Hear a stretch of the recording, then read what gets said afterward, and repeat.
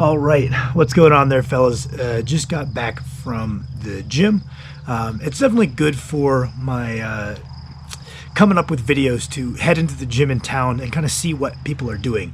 You know, our gym has a wide variety of people from absolute beginners to some pretty good lifters, and it gives me a lot more ideas on what people are doing right, what they're doing wrong, what they should do less of, what they should do more of. It acts as like a pretty good proxy for all ranges of lifters, common mistakes, maybe things I can make videos about to do more of or to do less of.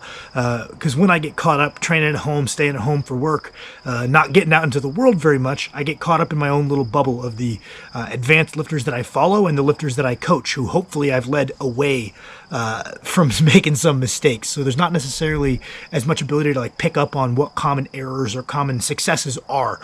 So that was good. I might throw a clip at the beginning. Today I had an event session with some speed yoke, some farmer's holds for time, did a bit of bag tossing, did a box jump, more than one box jump. I did some box jumps and some unilateral leg work. Good session. And it got me thinking, just kind of talking to people at the gym, something that crossed my mind. And I sent it to the Discord saying it was something that winds me up. And it's not that it winds me up.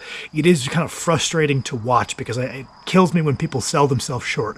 And what it is that kills me when it sells people are selling themselves short on is when people are regularly kind of skipping their accessory work or they're sandbagging it and they're just not putting in the effort to even see the benefit of the exercise. They're regularly doing that, and then they chalk up their lack of results to their genetics, right? And you say, well, you know, they're doing the main lifts though. If they're getting pretty subpar results even without their accessories, that might be indicative that their genetics aren't phenomenal. Well, more than likely you fall somewhere in that middle of the bell curve, just numerically. More than likely, that's what's going on. And it's, you know, like every high school sports coach ever says, the way we do small things is the way we do all things, right? Because I've observed this time and time again with athletes I've coached or athletes I've trained around in the gym, is the kind of person that regularly, I'm a dip out without doing my split squats. Or, you know, they're a grown adult who squat a 400-pound squatter and they're holding some 15-pound dumbbells for their Bulgarian split squats, and the proximity to failure is 50 billion reps in reserve. The kind of person that catches themselves doing that over and over and over and over is also regularly skipping meals, regularly eating like meals with no protein, regularly going to bed too late, not preparing for sessions properly, not warming up properly, not doing their mobility work, right? It's the character of the kind of person that regularly identifies, oh, I could skip this, and then they take that opportunity too often. While if we took that as an isolated incident, it probably doesn't matter very much. If you miss one meal, there's no reason to beat yourself up over it. But if that spirals into a chronic case, and the kind of people that are regularly doing these things, it kind of spirals into taking their results way down to where they're like, oh man, I don't get the same results as this other guy, but I see he's benching the same number of sets per week as I am. But what about all that other stuff, right? There's a lot of utility in understanding what matters more and what matters less. If you follow Mitch Hooper, he is a phenomenal example of the utility behind understanding what are the big rocks and what are the small rocks. People say, oh, you know, isn't it crazy that all these other strongmen are doing their ice baths every day and Mitch Hooper doesn't care? You know, he says, I would rather just focus on sleep and diet. Well, yeah, that's a new age lifter that understands maybe there's some marginal benefit to those ice baths, but we should never be stressing about this marginal benefit before looking at these big rocks, and we should allocate our limited mental resources in times of high stress towards those big rocks. So there's a lot of utility in understanding, you know, what are the things we should focus on and what is the minutia. But that being said, you got to be careful about letting that wisdom get the best of you and letting that initial smart decision of understanding priority spiral into not picking up all of these easy low-hanging fruit gains, because each of them individually is minutia, and letting ourselves adhere to a worse and worse standard, because it is the culmination of those marginal gains that will often account for why an athlete is seeing great progress when their peers aren't. Now, do genetics matter? Of course. I respect my audience a lot. I think you guys are quite smart. I don't need to give this whole talk about, oh, you know, we all are just doing our best with what we've got. We're trying to make the best of it. You guys all know that. I don't need to tell you, but in case someone new is stumbling across the channel, I like to mention all these things. Obviously, I'm not saying it's all pull yourself up by your bootstraps. Genetics don't exist, you know, but we are trying to get the most out of what we're working with.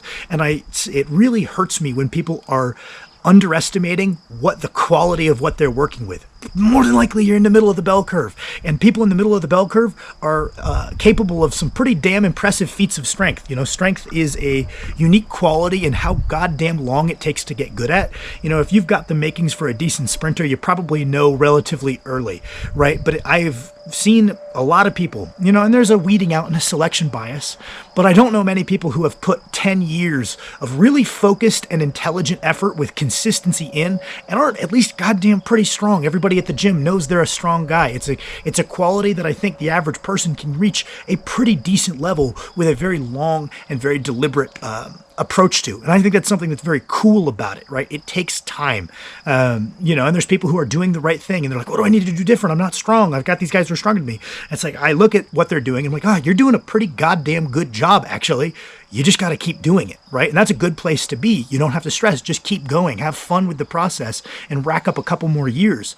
But yeah, it hurts me when people sell short what they could be capable of in that 10 years because they're not being honest with appraising their efforts. And they're letting the fact that they are pretty informed, they're letting that kind of lead them into some false conclusions. So thank you guys for watching my video. Might throw some training clips at the beginning. I might not. They're not too exciting. It's literally just me throwing a bag and me doing jumps. Probably not going to put that. Now that I say that out loud, that's not very exciting. Thank you guys for watching.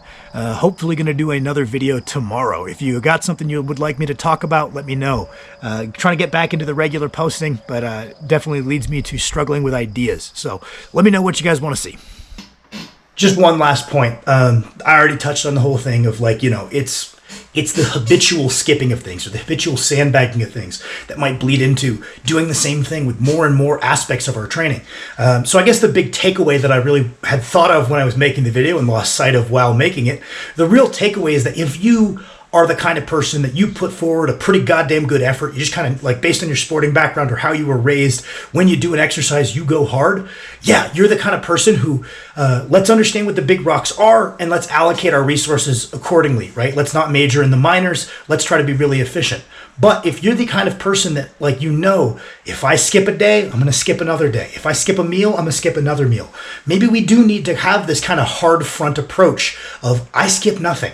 I'll make it up tomorrow if I have to. If I leave the gym, not because I quit, but because I ran out of time, I'll make up my accessories during tomorrow's session as a warm-up. You might need to take a hard-line stance to kind of build that strength of character, and maybe eventually you can get to a little bit more of like a structured prioritization scheme, but you might need to take more of a hard-line stance of I never miss meals. I always make it up. Even if I didn't eat the exact perfect meal, I eat something. I eat 5 times a day, or I eat 4 times a day without fail. Maybe one of those isn't what I was supposed to, but I refuse to go to bed without eating my 4. I refuse to leave the gym without at least doing 1 set of this accessory. You know, that can make the difference in terms of that mentality of spiraling into worse and worse versus spiraling into better and better. Just the difference of, like, oh my God, I'm so dead, I really need to leave the gym. But I know if I skip the accessories, I'm almost giving myself permission to do that over and over and over. I'm just going to do 1 set. I'm going to work hard for 1 set. Maybe I don't have it in me mentally to work hard for 3 sets, but I'm doing the 1 because I don't miss my accessories. Maybe that's the approach you need to take. That's the approach I've taken for a lot of my training career, and I've probably gotten to the point now where it almost hurts me when refusing to dial back.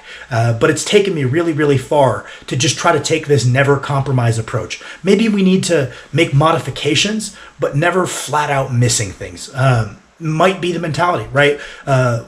Good mentality and bad mentality is something that's hard to speak on because good and bad is determined by outcomes. And the same mentality applied to 2 different people will lead to 2 different outcomes. So what's a good mentality for me might not be for you, but I felt I would float this out there because I've seen a lot of people fall prey to this general type of deal.